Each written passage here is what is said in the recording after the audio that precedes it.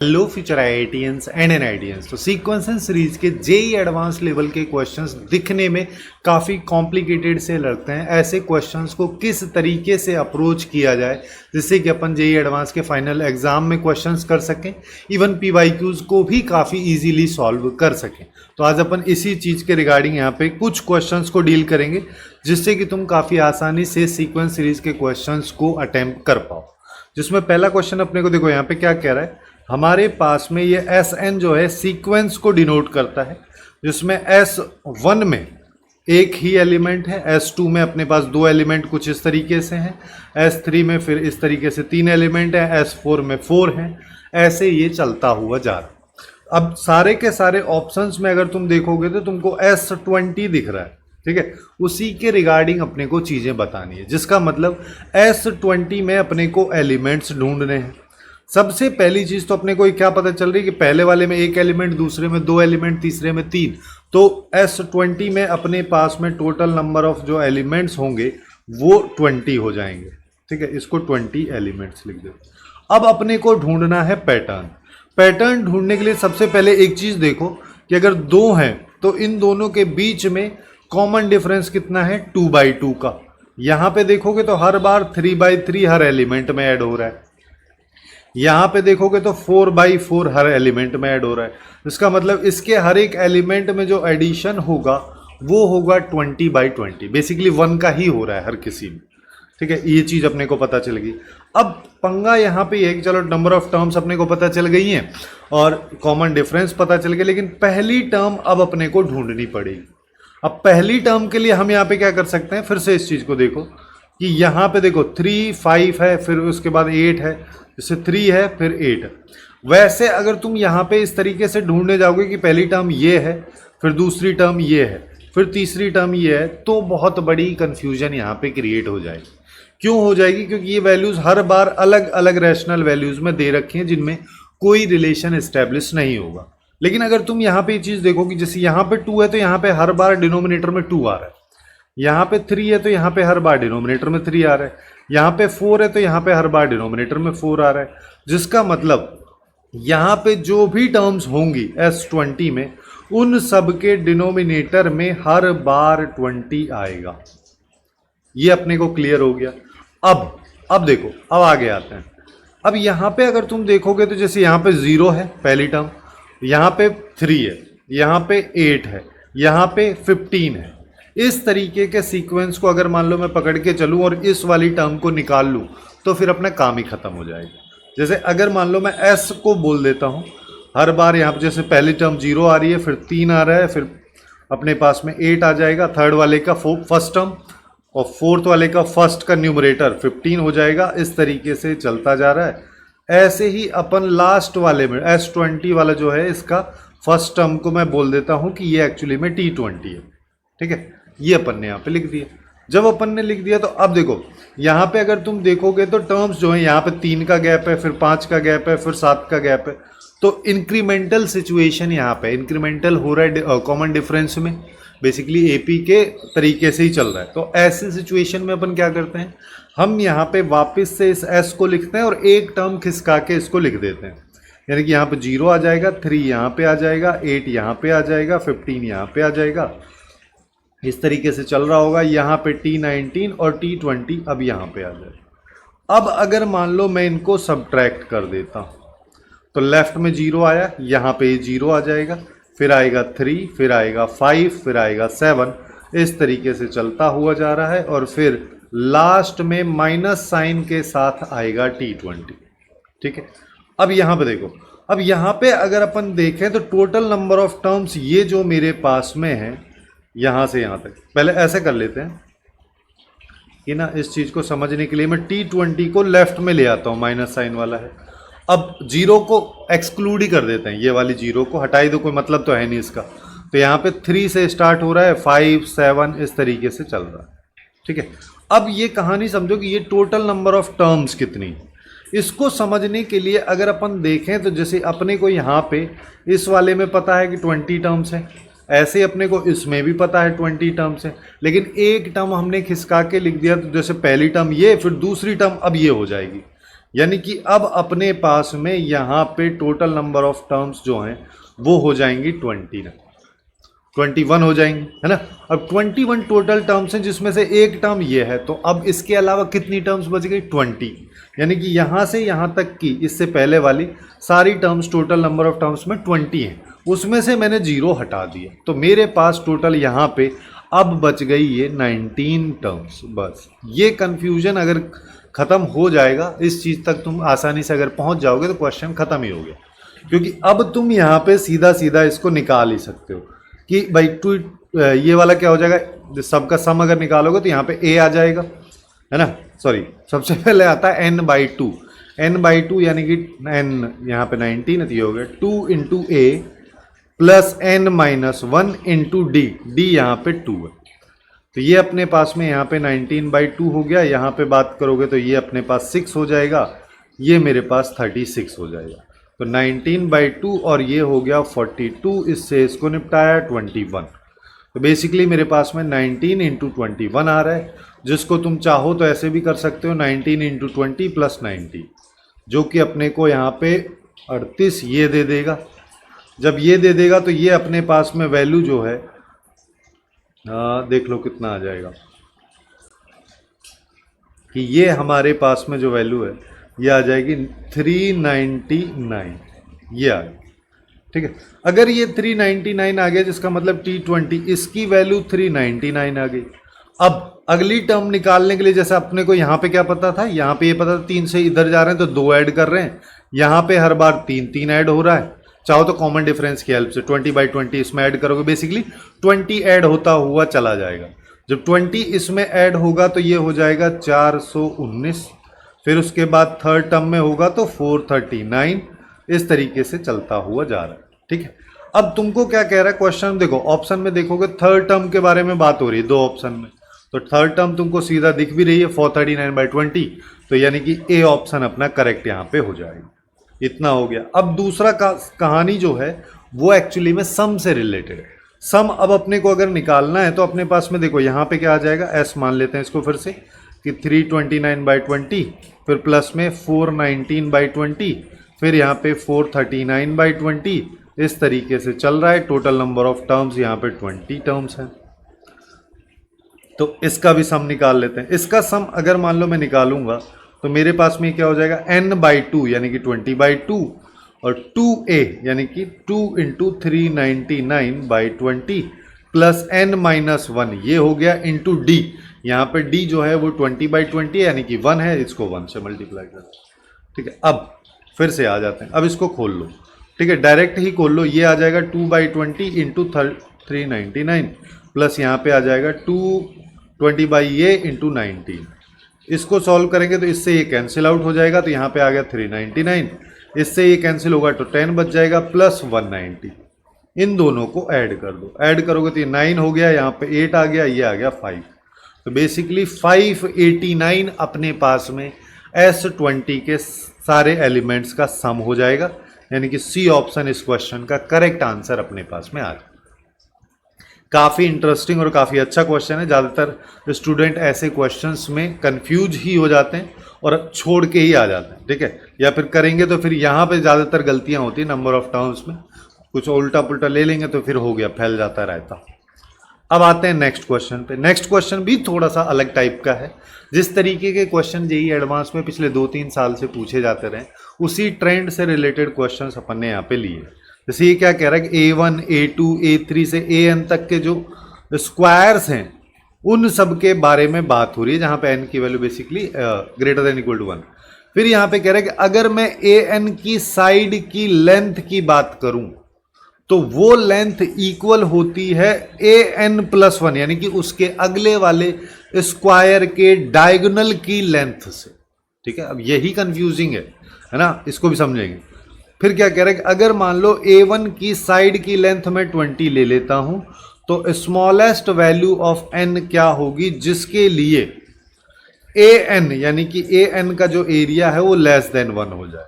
अब इस चीज को ध्यान से समझते हैं। सबसे पहले A1 की अगर मैं बात करूं तो A1 मेरे पास में एक स्क्वायर है क्वेश्चन के अकॉर्डिंग, जिसकी साइड्स 20 है, ठीक है। अब इसका एरिया भी अगर तुम देखोगे, क्योंकि लास्ट में हम एरिया की बात कर रहे हैं, तो एरिया हो जाएगा 20 का स्क्वायर। ऐसे ही अब A2 की बात करोगे तो A2 के लिए क्या कह रहा है कि A2 के जो डायगोनल की लेंथ होगी वो A1 की साइड की लेंथ के बराबर होगी, यानी कि अब ये 20 हो जाएगा। इसको 20 आने के लिए इसको 20/√2 और 20/√2 इसको होना पड़ेगा, तभी बेस और परपेंडिकुलर के स्क्वायर का सम 20 के बराबर हो। ये अपने पास में यहां पे आ जाएगा। ऐसे अब इसका एरिया देख लो, इसका एरिया देखोगे तो साइड्स का स्क्वायर यानी कि 20/√2 का स्क्वायर, ये हो जाएगा। ऐसे ही फिर A3 पे आ जाओ। A3 पे जब तुम आओगे तो अब तुम्हारे पास में ये वाला स्क्वायर हो जाएगा, जिसके लिए साइड्स की लेंथ अब क्या हो जाएगी, सॉरी जो डायगोनल है उसकी लेंथ हो जाएगी जो पिछले वाले की साइड है, यानी कि 20/√2। अब 20/√2 कब आएगा, जब ये वैल्यू 20/√4 और ये वाली वैल्यू भी 20/√4 होगी, जिससे कि तुम एरिया बताओगे तो 20/√4 का होल स्क्वायर। इसको सिंप्लीफाई करने की कोशिश मत करना, अननेसेसरली कैलकुलेशन बढ़ जाएगी। अब एक एरिया से दूसरे एरिया पे अगर मान लो मैं जा रहा हूं तो मेरे को यहां पे क्लियरली दिख रहा है कि मैं 1/√2 के होल स्क्वायर से मल्टीप्लाई कर रहा हूं, ठीक है। अब अपने को निकालना an है। an निकालने के लिए जैसे ये gp है, क्योंकि 1/√2 को होल स्क्वायर से मल्टीप्लाई हो रहा था, बेसिकली gp है। अगर gp है तो nth टर्म अगर मान लो मेरे को निकालनी तो वो होती है a × r⁻n−1। अब a यहाँ पे क्या है, a हमारे पास में ये है, तो ये हो गया 20 का स्क्वायर, ये a है, इंटू r की बात करोगे तो r क्या है, r एक्चुअली में ये है, इसकी पावर करनी है n-1, ये अपने पास में फंडा, ठीक है। इसको अगर मान लो मैं सॉल्व करूंगा तो ये हो गया 400, ये हो जाएगा 1/2 यानी कि 2 की पावर n-1, या। अब क्वेश्चन में क्या कह रहा है कि अब हमारे पास जो an है, एरिया nth टर्म का या nth स्क्वायर का, जो कि एक्चुअली में 400 डिवाइड बाई 2 की पावर n-1 है, ये लेस देन 1 होना चाहिए। बस इतना सा फंडा लगा दो। जब तुम ये लगाओगे तो 2 की power n-1 greater than equal to 400 यहां पे आना चाहिए। अब देखो 2 की पावर 4 की अगर बात करोगे 16 होता है, 2 की पावर 5 32 होता है, 2 की पावर 6 64 होता है, 2 की पावर 7 जो है वो 128 होता है, 2 की पावर 8 256 होता है, 2 की पावर 9 512 होता है। इससे जस्ट बड़ी वाली मिनिमम से मिनिमम स्मॉलेस्ट वैल्यू अपने को निकालनी है, क्योंकि वैसे तो तुम 2 की पावर 10 भी ले सकते हो, वो भी 1024 है, इससे बड़ा ही आएगा, लेकिन मिनिमम से मिनिमम 2 की पावर 9 जो है वो 400 से बड़ा होगा, जिसका मतलब n-1 की वैल्यू 9 हो जाएगी, यानी कि n की वैल्यू हो गई 10, और यही इस क्वेश्चन का करेक्ट आंसर अपने पास होगा, जो कि डी ऑप्शन में दे रखा। इस तरीके से इस क्वेश्चन को अप्रोच किया जा सकता है।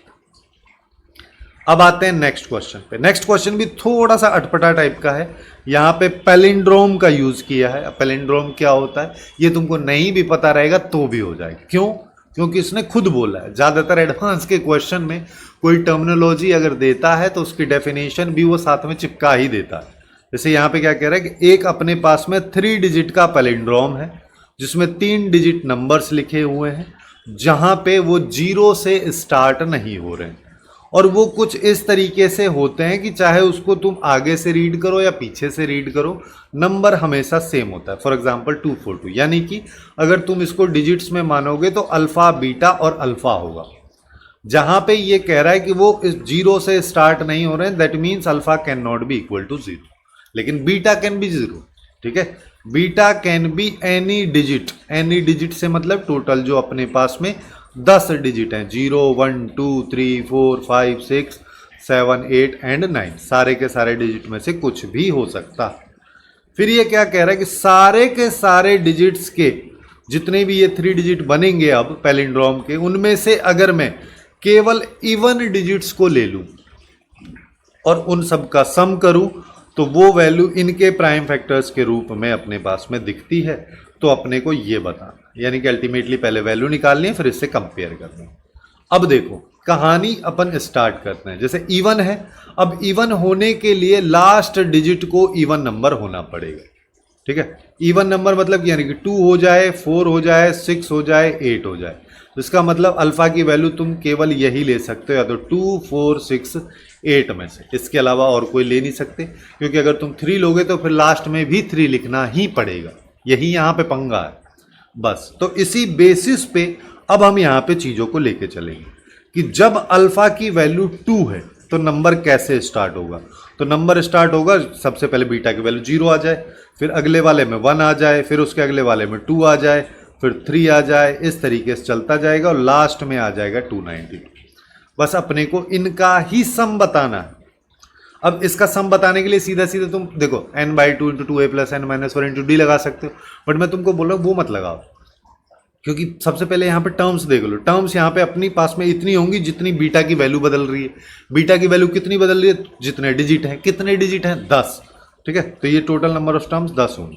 तो अपन यहाँ पे क्या करते हैं ना, n/2 × a + l फर्स्ट और लास्ट टर्म कर दो, तो 202 + 292 ये अपने पास में आ गया। इसको ऐड कर दो, इसको अगर ऐड करोगे तो 494 हो जाएगा ये। तो ये हो गया 494, उसके बाद 0 लगा दो, 2 कर दो। ठीक है, इसको सॉल्व कर लो, इसको सॉल्व करोगे तो ये आ जाएगा 2 और ये अपने पास में आ जाएगा 1 और फिर 7 ये आ जाएगा। ठीक है, अब ऐसे ही जब अल्फा = 4 हो, 4 रहेगा तो क्या होगा, अब कहानी स्टार्ट होगी 404, 414, 424 और लास्ट में कहाँ जाएंगे 494 पे। फिर से इसका सम करोगे तो 10/2, फिर यहाँ पे क्या होगा 404 + 494, तो ये हो जाएगा 898, फिर उसके बाद 0। इसको सॉल्व कर लो, इसको सॉल्व करोगे तो 4 हो जाएगा, ये भी 4 हो जाएगा और ये 9 हो जाएगा, ये अपने पास में आएगा। और आगे चलते हैं, जब अल्फा की वैल्यू 6 हो, जब अल्फा की वैल्यू 6 होगी तो क्या होगा, 606 से स्टार्ट होगा, फिर ये आ जाएगा लास्ट में 696, फिर यहाँ पे भी 10/2, ये भी 606 + 696 ये आ जाएगा। अब इसको ऐड कर लो, तो यहाँ पे ऐड करोगे 6 और 6 12 हो गया, इसके बाद 0 भी लगानी थी 10 वाली, और ये फिर 0 हो जाएगा, 12 और 1 13, ये अब अपने पास में आएगा। इसको अगर सॉल्व करेंगे तो ये हो गया 6, ये 5 आ जाएगा, ये 10 आ जाएगा, ये अपने पास में इसकी वैल्यू आ जाएगी। अब अल्फा = 8 भी ले लो, लास्ट वाला जो बच रहा है, इसको लेंगे तो ये कहानी स्टार्ट होगी अपने पास में 808, 818 से और चलती जा रही है 898 तक। इसका भी सम निकाल लेते हैं। इसका सम अगर निकालेंगे तो ये हो जाएगा n/2 यानी कि 10/2, 808 + 898। इसको सॉल्व कर लो तो 0 पहले लगा दो, 8 और 16 हो गया, यहाँ पे 0 आ जाएगा, ये 17 आ जाएगा। इसको सॉल्व कर लेते हैं, इसको सॉल्व करेंगे तो ये 8 हो गया, ये 5 हो गया, ये 30, ये अपने पास में।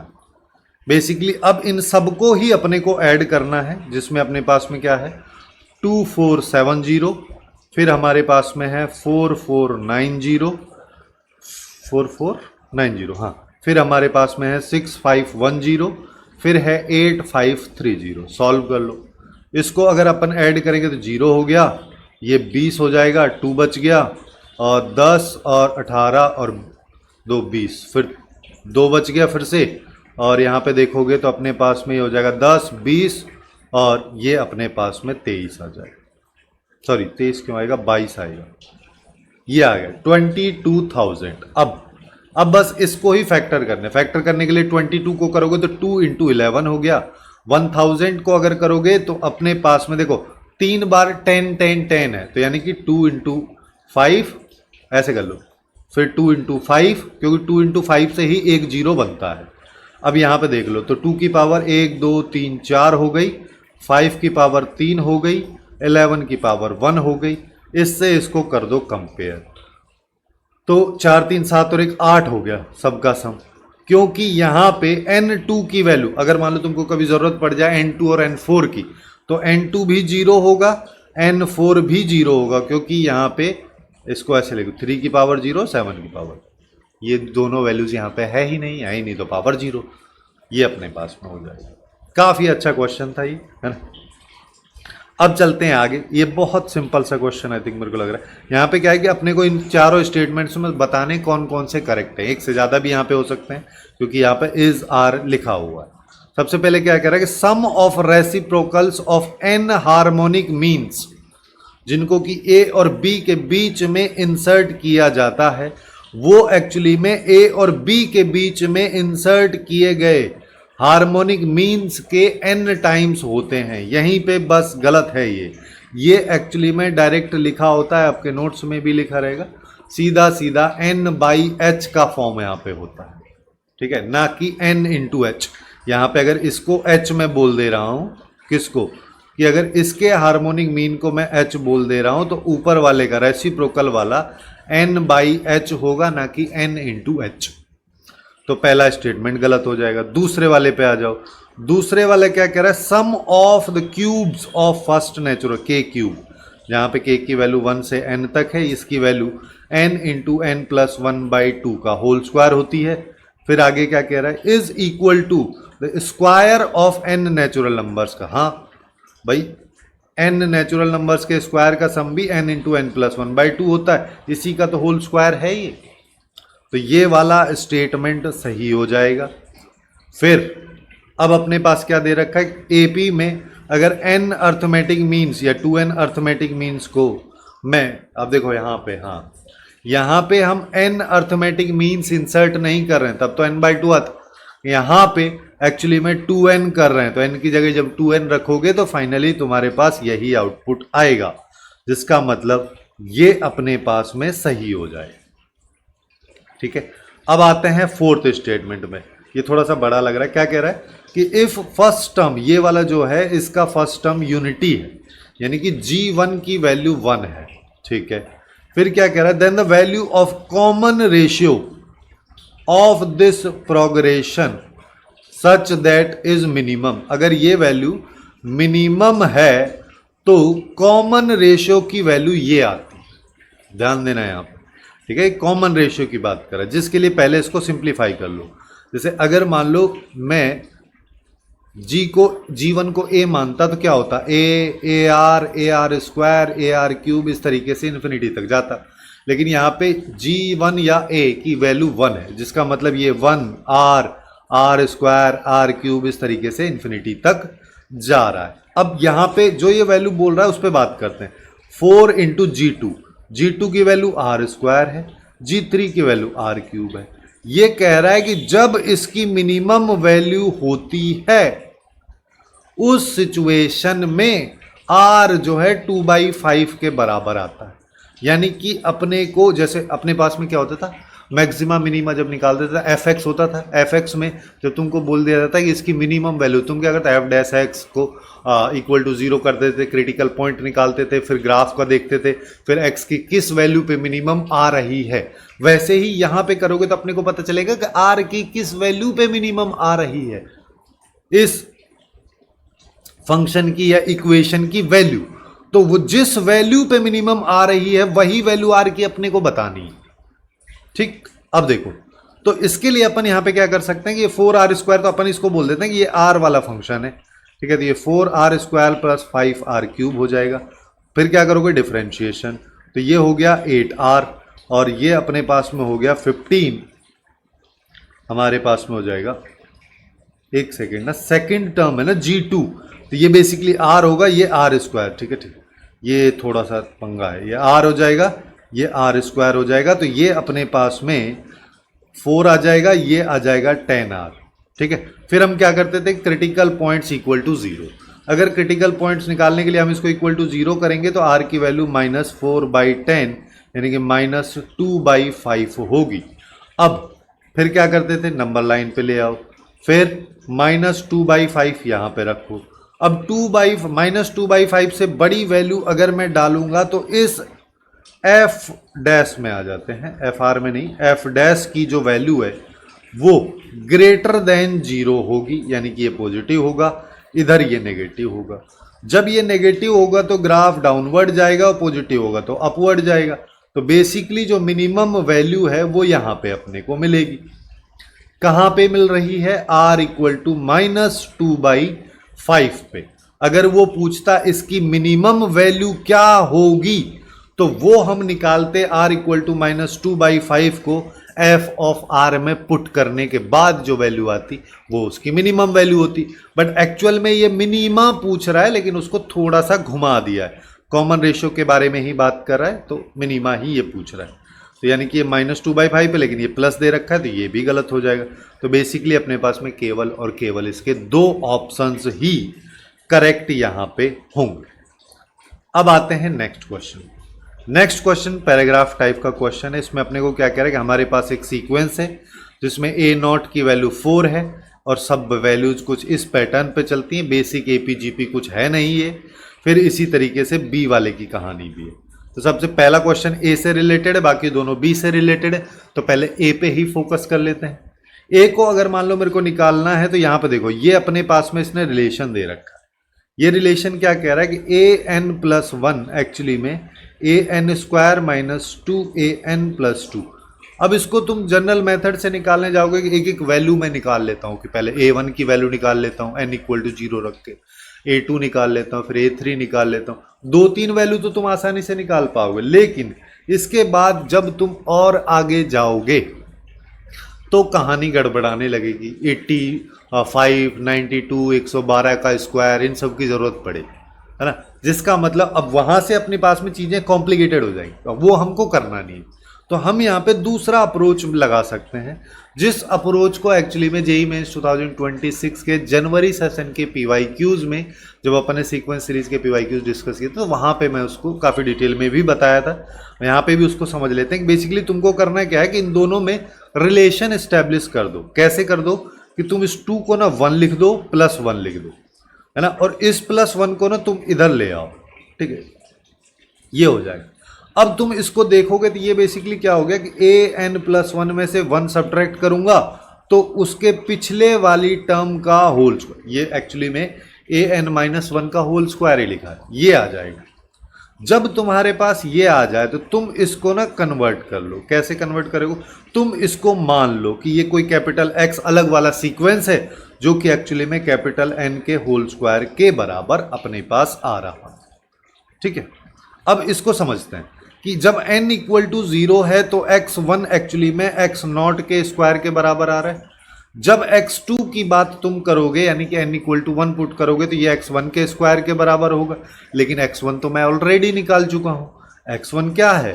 x1 हमारे पास में है x0 का स्क्वायर, तो उसका स्क्वायर हो जाएगा। यानी कि यहाँ पे अगर तुम देखोगे तो 2 की पावर हमारे पास में 2 हो जाएगी। यहाँ पे चाहो तो इसको 2 की पावर 1 का फॉर्मेट देख सकते हो। क्यों? क्योंकि जब तुम x3 निकालोगे तो ये x2 का स्क्वायर यानी कि ये x1 की 2 की पावर 2 यानी कि ये x0 की 2 की पावर 3 हो। इस तरीके से बेसिकली ये पैटर्न चल रहा है। तो यहाँ से तुम क्लियरली समझ सकते हो कि xn+1 जो है वो एक्चुअली में x, अब देखो यहाँ पे अब ध्यान देना, यहाँ पे ज़्यादातर लोग गलती क्या कर देंगे, इसको बोल देंगे भाई ये x0 2 की पावर n के बराबर, लेकिन यहीं पे गलती, क्योंकि यहाँ पे अगर तुम देखोगे तो क्लियरली यहाँ पे 1 है तो 2 की पावर 1 है, यहाँ पे 2 है तो 2 की पावर 2 है, यहाँ पे 3 है तो 2 की पावर 3 है। तो बेसिकली अपने पास xn निकल के आ रहा है जो कि x0 की पावर 2 की पावर n, ठीक है। अब x0 क्या है? x0 की अगर बात करोगे तो ये है, अगर यहाँ पे n की जगह में 0 रख दूं तो x0 मेरे पास में a0 - 1 हो जाएगा। a0 क्या है? वो अपने पास 4 है, उसमें से 1 का सब्ट्रैक्ट कर दोगे तो 3 आ जाएगा। तो बेसिकली ये 3 की पावर 2 की पावर n लिखा, ठीक है। लेकिन अभी तो अपने को तो an वाले टर्म में बनाना है, यहाँ पे xn है। xn एक्चुअली में क्या है? ये है an+1 -1 = दिस।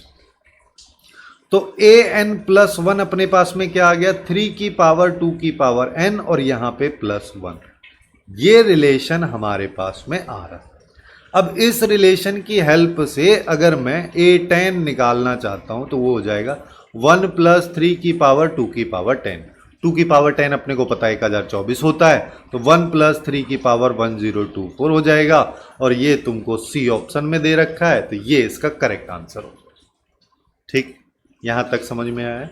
अब आगे चलते हैं, अब बात करते हैं bn पे। bn को समझने के लिए ना हम देखो इसके डिनोमिनेटर में ये है, इसको अभी के लिए छोड़ दो, ये जिसका जो न्यूमरेटर है उसी को पकड़ लो, है ना। अब हम bn के लिए बात कर रहे हैं जिसमें अपन केवल न्यूमरेटर पे फोकस रख रहे हैं, तो 2, और यहाँ पे ये जो a0 है, a0 की वैल्यू एक्चुअली में क्या हो जाएगी, इसी में रख दो, कि हमारे पास ये आ गया है, ठीक है। एक सेकेंड, अब फिर से यहां पे गलती हो गई ना, ये ए एन आएगा क्योंकि हम एक्स एन की बात कर रहे हैं ना कि एक्स एन प्लस वन की, ठीक है। तो अब अपने पास में यहां पे आ जाएगा, इसीलिए ये 10 था तभी यहां पे पावर भी 10 आई है, ठीक है। तो यहां पे आ जाएगा एक एन एक्चुअली में 3 की पावर 2 की पावर एन प्लस वन यार। अब ए नॉट की अगर बात करोगे तो एक तो वैल्यू वहीं पे भी है, लेकिन तुम उसको लो मत, ठीक है। तुम इसको ऐसे लिखो 3 की पावर 2 की पावर 0 प्लस 1, फिर यहाँ पे 3 की पावर 2 की पावर 1 प्लस 1, फिर यहाँ पे 3 की पावर 2 की पावर 2 और ये आ जाएगा प्लस 1, और इस तरीके से चलता हो जा रहा है। लास्ट में ए एन माइनस वन है यहाँ पे, ये हो जाएगा 3 की पावर 2 की पावर एन माइनस वन और प्लस 1 ये आ रहा। अब तुम यहाँ पे क्या करो, इस 3 को ना सॉरी 2 को, जो यहाँ पे 2 था इसको रिप्लेस कर देते हैं। रिप्लेस किससे कर देते हैं, इसको हम रिप्लेस कर देते हैं 3 माइनस 1 से, ठीक है। जैसे ही मैं इसको 3 माइनस 1 से रिप्लेस करूंगा, और अब मैं यहाँ पे क्या करता हूँ, 3 को ना मैं x मान लेता हूँ, ठीक है। मैं यहाँ पे मान लेता हूँ कि जो 3 है वो x है, जिससे कि अपने को क्लियरली पैटर्न दिख पाए। तो यहाँ पे क्या हो जाएगा, ये x माइनस 1, फिर ये क्या हो जाएगा x की पावर 1 प्लस 1, फिर यहाँ पे x की पावर 2 की पावर 1 प्लस 1, फिर x की पावर 2 की पावर 2 प्लस 1, फिर इस तरीके से चलता जा रहा है x की पावर 2 की पावर n माइनस 1 प्लस। अब इससे फ़ायदा क्या है, इससे फ़ायदा ये कि जब तुम इन दोनों को मल्टीप्लाई करोगे तो तुम पहुँचे यहाँ पे, अब तुम इन दोनों को मल्टीप्लाई करोगे तो तुम पहुँचोगे यहाँ पे, अब तुम इन दोनों को मल्टीप्लाई करोगे तो फिर तुम पहुँचोगे यहाँ पे, ठीक है। इस तरीके से तुम करते जाओगे, तो लास्ट वाले को जब तुम करोगे तो यहाँ पे फिर से 2 की एक्स स्क्वायर ही बेसिकली इसमें ऐड होता हुआ जा रहा है। तो ये अल्टीमेटली 2 की पावर n प्लस 1 मेरे पास में, सॉरी माइनस 1 मेरे पास में बन जाएगा। अब हम आते हैं bn पे। तो bn टेक्निकली अपना क्या हो गया कि यहाँ पे आ गया है न्यूमरेटर में 3 की पावर 2 की पावर n, और ये हो गया है माइनस 1। अब ए एन को अगर निकालना है तो ए एन तो अपने पास में ऑलरेडी है, यहाँ पे ये आ जाएगा, ये अपने पास में बी एन आ गया, ठीक है। बी एन की वैल्यू इसने दे रखी है सेकंड वाले क्वेश्चन में, और अपने को कंपेयर करना है। अब इसको भी करने के लिए ना मैं एक्चुअली में क्या करता हूँ, 3 इसको ऐसे लिखता हूँ 3 की पावर 2, ठीक है, और इसकी पावर n, ये जो पूरी की पूरी वैल्यू है ना, इसको मैं कुछ मान लेता हूँ। फॉर एग्जाम्पल अल्फा ले लेते हैं, तो अब मेरे पास में alpha minus 1 divide by alpha plus 1, इसकी वैल्यू अगर क्वेश्चन के अकॉर्डिंग इसके बराबर है तो अब अपने को बताना है n।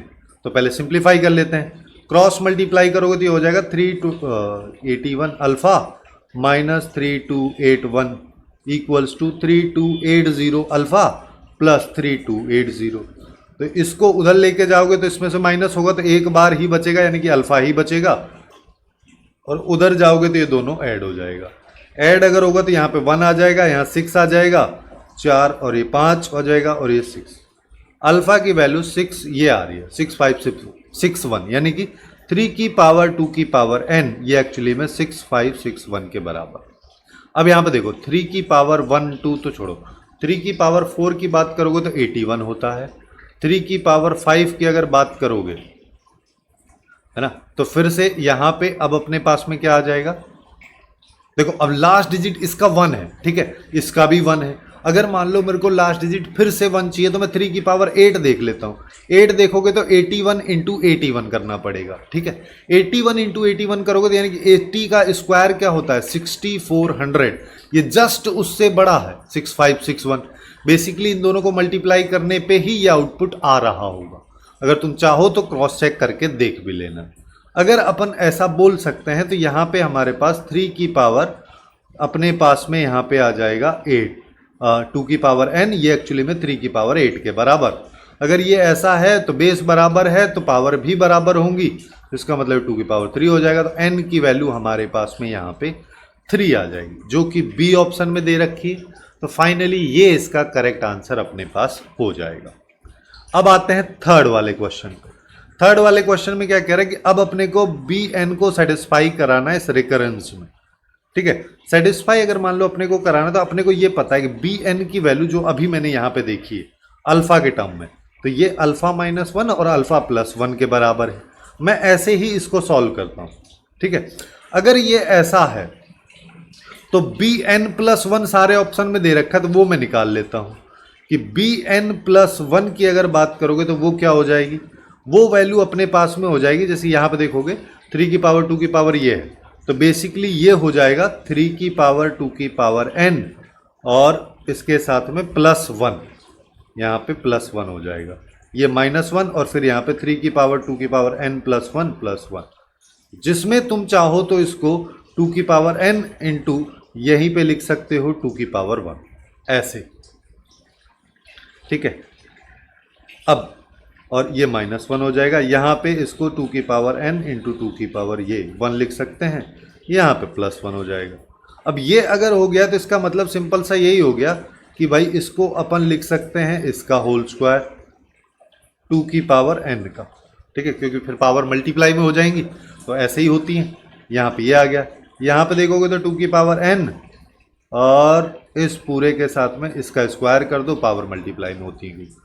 अब फिर से अल्फा से कंपेयर कर देते हैं, इसको कंपेयर करोगे तो bn+1 आ जाएगा alpha square -1 upon alpha square plus. अब अगर मान लो मेरे को bn और bn+1 को कंपेयर करना है तो मैं अल्फा की वैल्यू यहां से bn से उठा देता हूं, उसको उधर रख दूंगा। वो मैं कैसे निकाल सकता हूं, वो मैं निकाल सकता हूं कंपोनेंडो एंड डिविडेंडो से।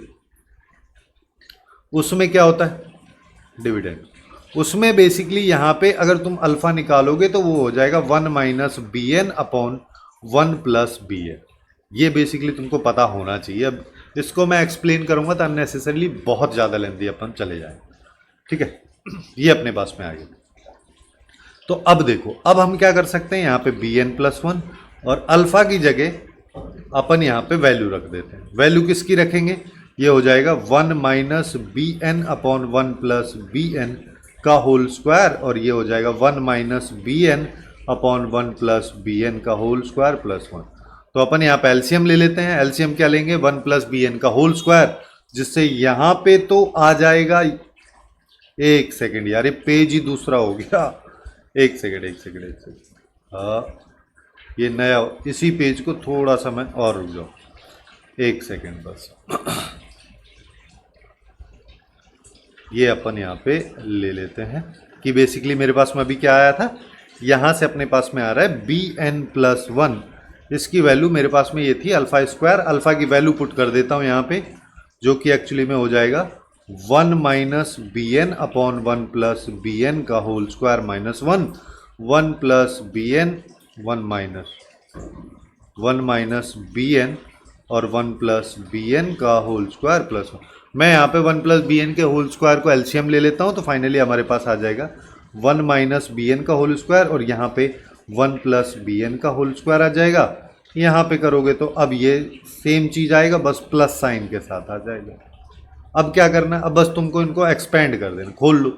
खोलोगे तो क्या आएगा, देखो a का स्क्वायर b का स्क्वायर -2ab, फिर यहाँ पे माइनस bn स्क्वायर और यहाँ पे आ जाएगा हमारे पास में -2bn। ये अपने पास में इसकी वैल्यू आ जाए। एक सेकेंड, एक्चुअली में यहाँ पे ना प्लस आएगा, क्यों प्लस आएगा, क्योंकि यहाँ पे माइनस है, ठीक है।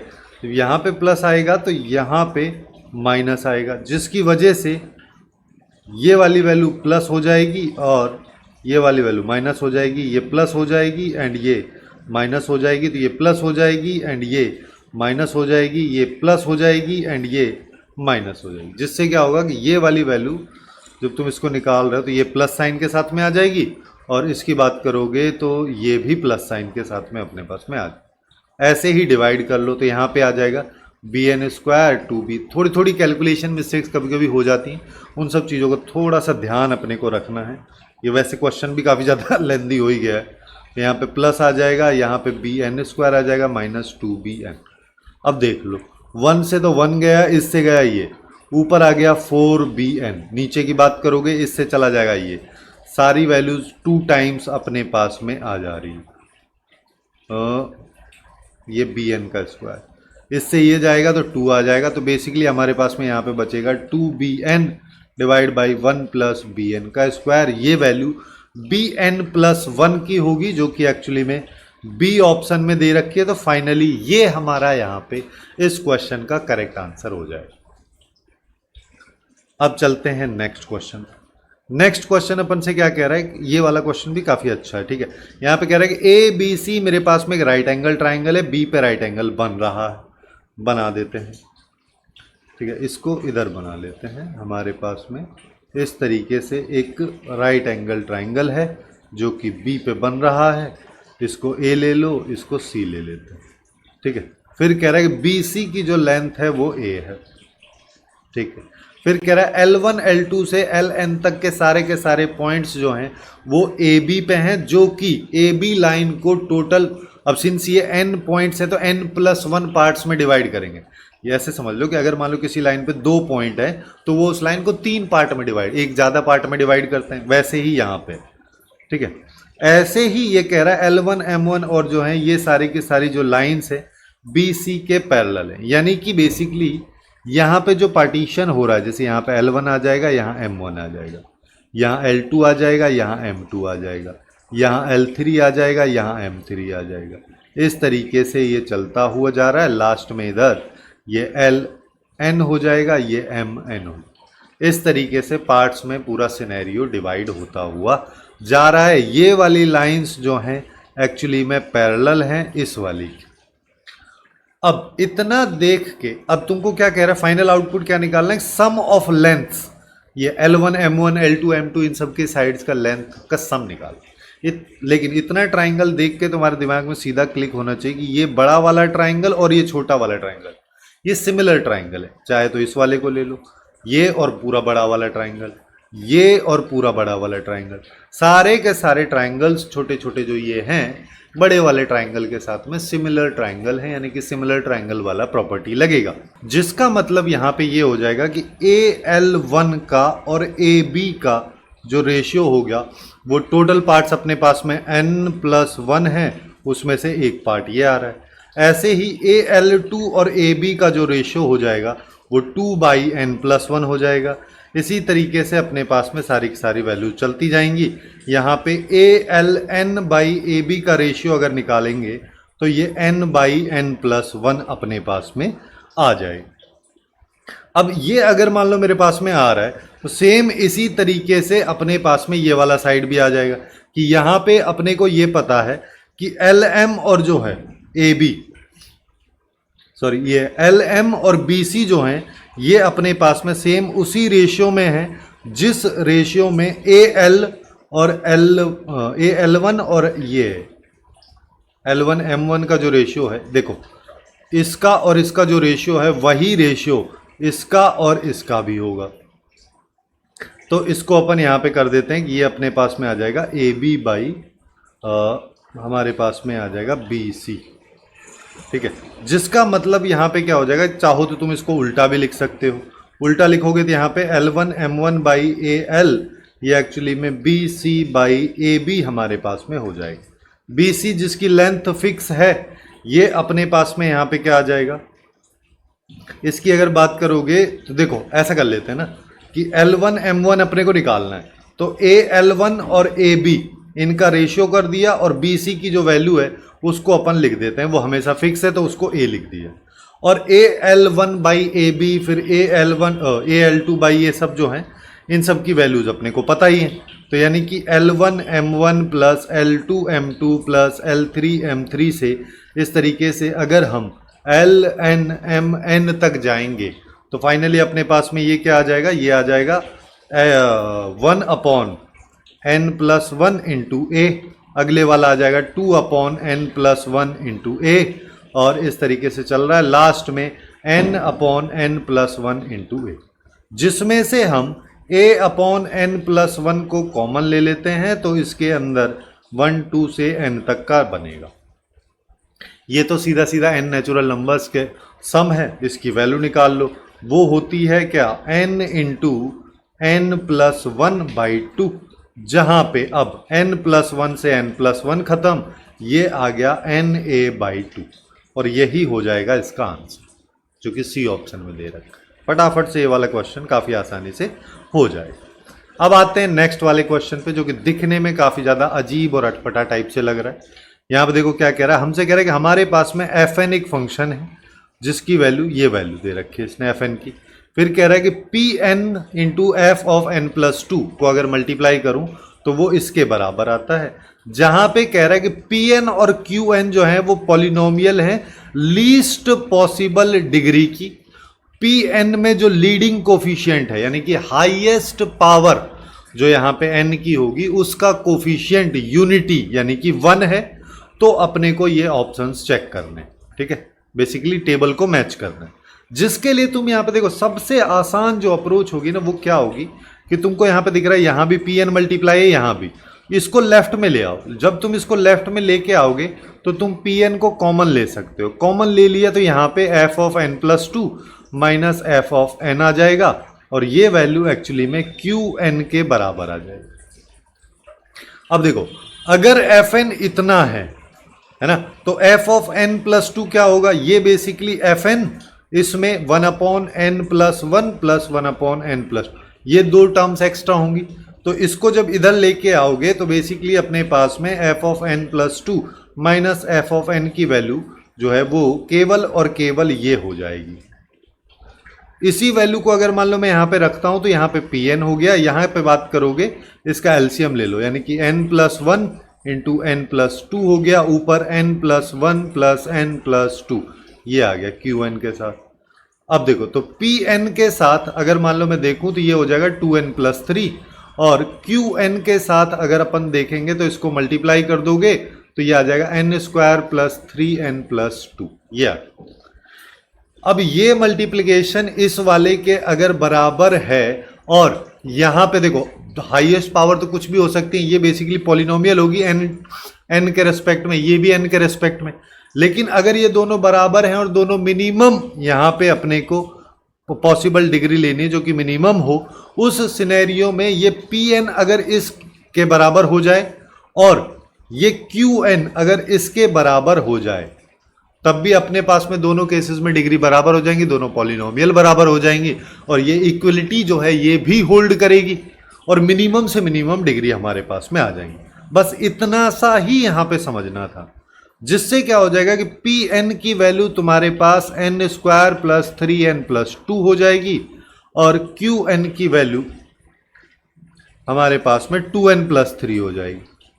अब चेक कर लेते हैं। सबसे पहले वाले की बात करोगे तो पहले वाले को यहीं से अगर निकालोगे, जैसे पी एन ये है तो इस 2 को अगर देखो इस 2 को इधर लेके जाऊंगा तो ये हो गया पी एन माइनस टू, ऐसा यहां पे बन रहा है, और n से डिवाइड कर दूंगा। देखो ए ऑप्शन में बात करोगे तो P N minus two actually में n into N plus three के बराबर होगा। जब तुम इसको n से डिवाइड कर दोगे तो ये वाली वैल्यू एक्चुअली में n प्लस थ्री के बराबर हो जाएगी। क्वेश्चन में क्या कह रहा है, इस पे समेशन लगा दो, तो बेसिकली इस पे समेशन लगा दो। इस पे समेशन मतलब इस पे और इस पे समेशन, जहां पे n की वैल्यू 1 से m तक जा रही है, ये भी n की वैल्यू 1 से m तक जा रही है, तो इसका तो हो जाएगा m नेचुरल नंबर्स का सम जो क्या होता है m into M plus one by two, और इसका हो जाएगा 3 इंटू एम। तुम यहाँ पे 2 ले लो एलसीएम, इसको सॉल्व करोगे तो ये हो गया M square plus M plus ये हो जाएगा 6m, यानी कि m को अगर कॉमन ले लिया तो m into M plus 7 by two हो जाएगा, जो कि हमको दिख रहा है s में, तो a जो है s के साथ में आ जाएगा। ऐसे ही अगर क्यू एन माइनस थ्री की बात करो, जैसे इसमें से ये माइनस थ्री कर दिया और डिवाइड बाई टू करोगे तो Q N minus three divide by two ये एक्चुअली में n के बराबर बचेगा। n के बराबर अगर अपने पास में ये बच रहा है तो समेशन करोगे तो n इक्वल टू 1 से m जा रहे हैं तो इसकी वैल्यू हो जाएगी m into M plus one by two, जो कि हमको दिख रहा है p ऑप्शन में, तो इसके लिए p हो जाएगा। और आगे आते हैं थर्ड वाले पे बात कर रहे हैं। थर्ड वाले पे बात करोगे तो पी एन है ना, पी एन एक्चुअली में क्या है N square plus 3n plus two, Q N जो है वो 2n प्लस थ्री है तो उसका होल स्क्वायर करोगे तो 4n स्क्वायर प्लस 9 और ये आ जाएगा 6 और 12, ये अपने पास में आ जाएगा प्लस 12n। इसमें से 11 मेरे को सब्ट्रैक्ट कर देना है, डिवाइड बाई n अपने पास में है। अब यहाँ पे देख लो क्या आ रहा है, ये ये बेसिकली हो जाएगा n स्क्वायर तो 5 टाइम्स हो गया, और 12 और 3 अपने पास में 15 बार n हो गया, और 9 और 2 11 ये हो जाएगा, और ये 11 ये गया, डिवाइड बाई n करोगे तो n कॉमन लेंगे तो ये आ जाएगा 5n + 15।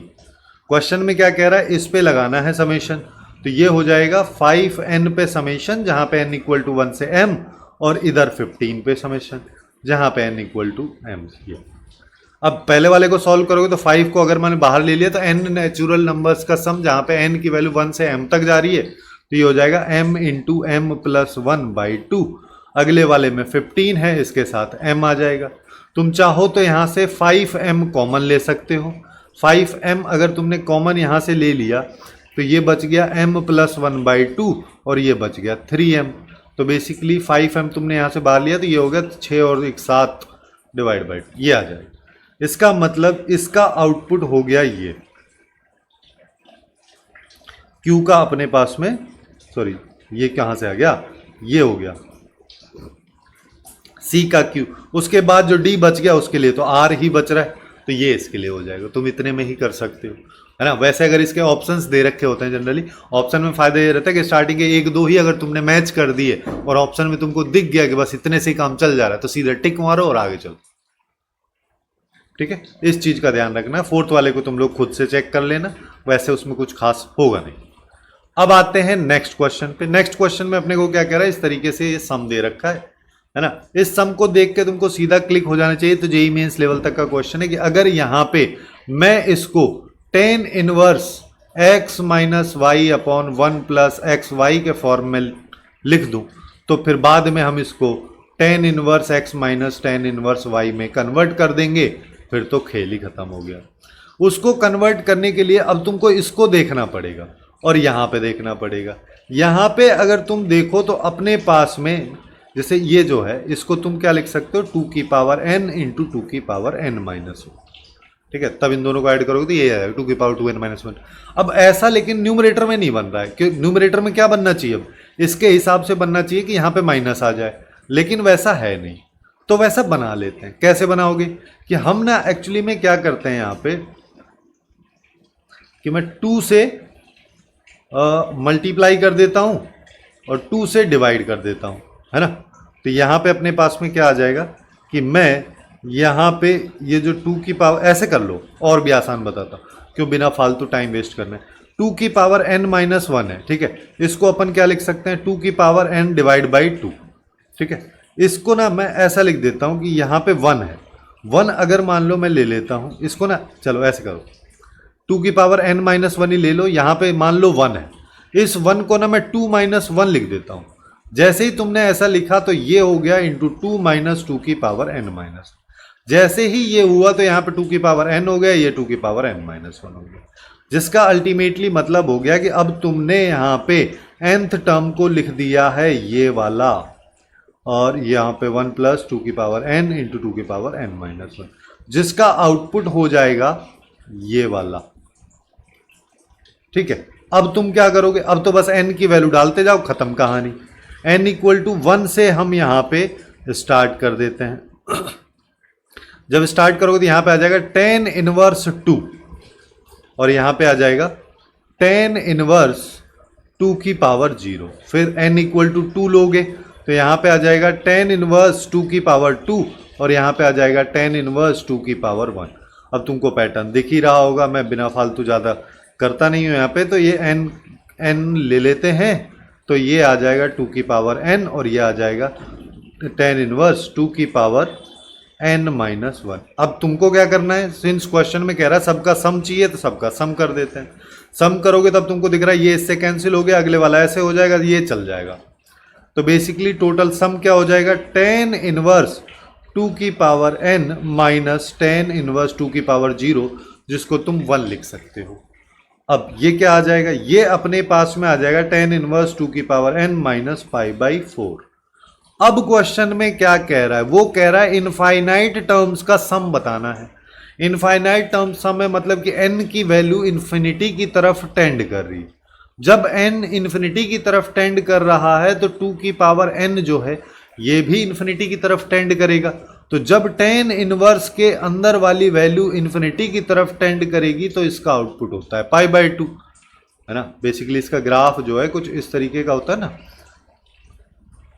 तो वो π/2 होता है, नीचे -π/2 होता है। तो बेसिकली ये आ गया π/2, या इसमें से π/4 माइनस कर दो, फाइनली तुम्हारे पास में π/4 आ जाएगा। इसी को अगर मान लो डेसिमल में वो लिखवा रहा होता तो फाइनली तुम यहाँ पे 3.14 लेके 4 से डिवाइड करके सॉल्व कर सकते थे। अगर मान लो नहीं भी लिखा रहा है तो डायरेक्ट इस तरीके से अगर ऑप्शन में दे रखा तो ये इस क्वेश्चन का करेक्ट आंसर अपने पास में हो जाएगा। तो कुछ इस तरीके से सीक्वेंस एंड सीरीज के जे एडवांस लेवल के क्वेश्चंस को अपन काफ़ी आसानी से सॉल्व कर सकते हैं। यहाँ तक तुमको आई होप सारी चीज़ें समझ में आई होंगी, कैसे क्वेश्चंस में अप्रोच लगाना है, क्या अपना थिंकिंग प्रोसेस होना चाहिए। ऐसे ही बाकी चैप्टर्स को अपन ने लेफ्ट वाली प्लेलिस्ट में कवर किया है, वहाँ से जाके बाकी चैप्टर्स को भी चेकआउट कर सकते हैं।